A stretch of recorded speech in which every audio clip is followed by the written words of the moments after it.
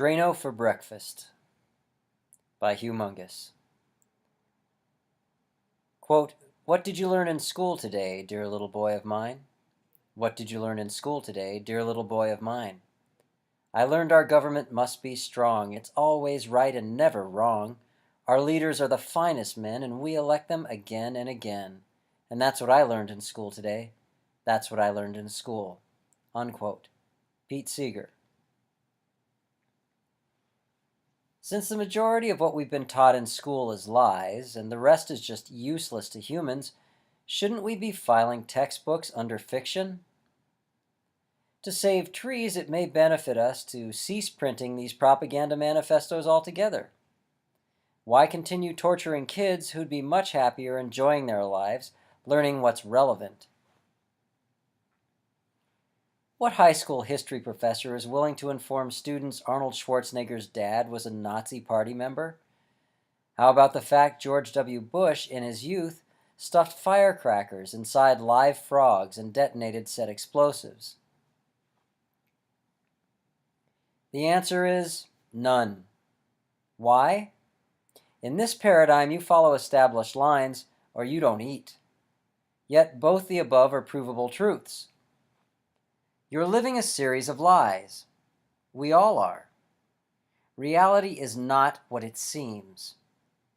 Even though these assertions sound like the beginning of a Twilight Zone episode, consider the following phrases: make a living, cost of living.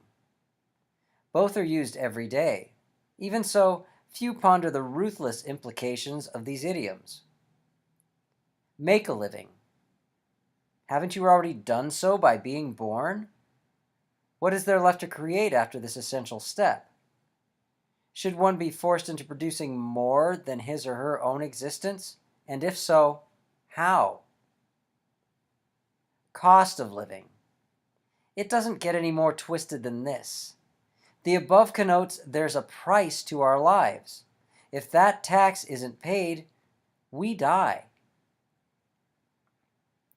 Who hasn't heard the false statement, "money makes the world go round"?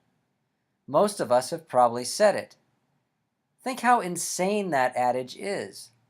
Whomever coined it and those who use it believe sans a monetary system, Earth would cease to spin on its axis.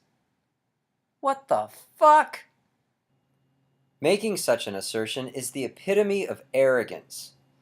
To believe that somehow banknotes cause the massive celestial body on which we reside to revolve is ludicrous. So if we're of this inclination, since we all keep uttering this phrase, doesn't that make us insane? What is money, literally?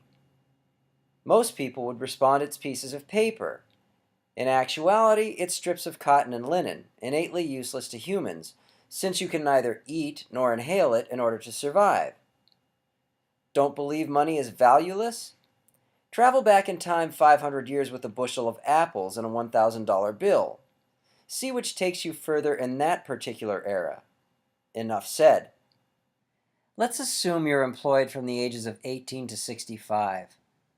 Say you work 40 hours a week. At that rate, following 1 year, you'll have spent 2,080 hours at your occupation.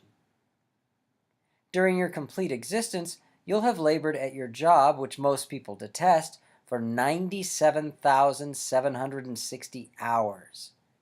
That's more than 11 years of life devoted to acquiring worthless swatches of material.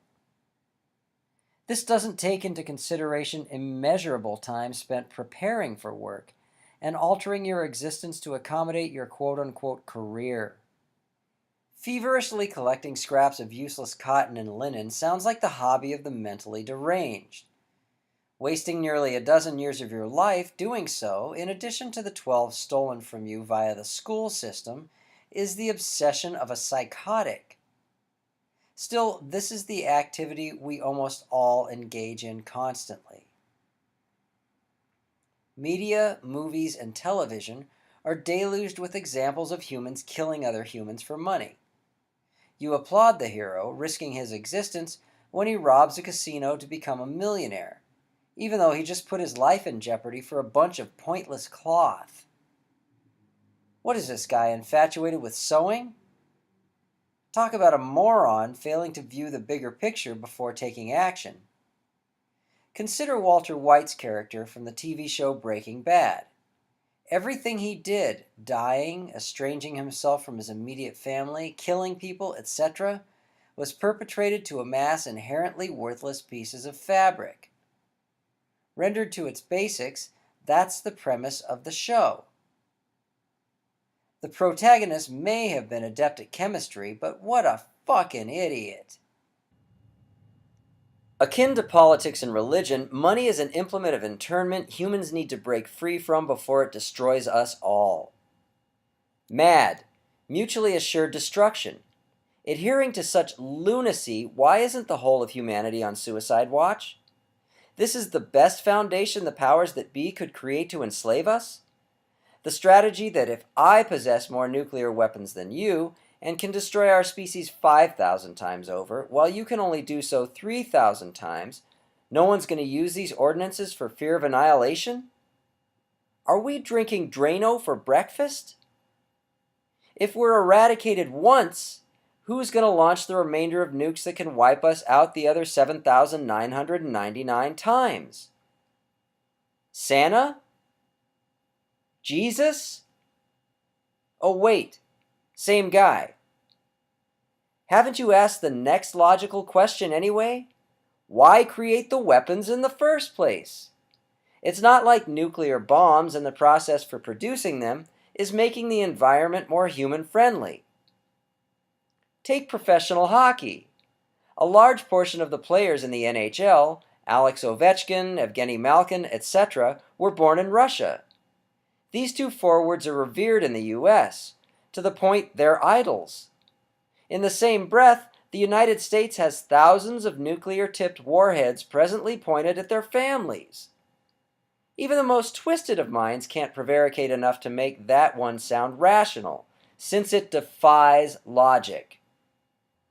I like you, kid. Here's 10 million bucks. Oh, by the way, I'm pointing a gun at your mom's head. Should humanity make it through this lapse of reason, future generations will gaze back in shock we fell for such a load of horseshit.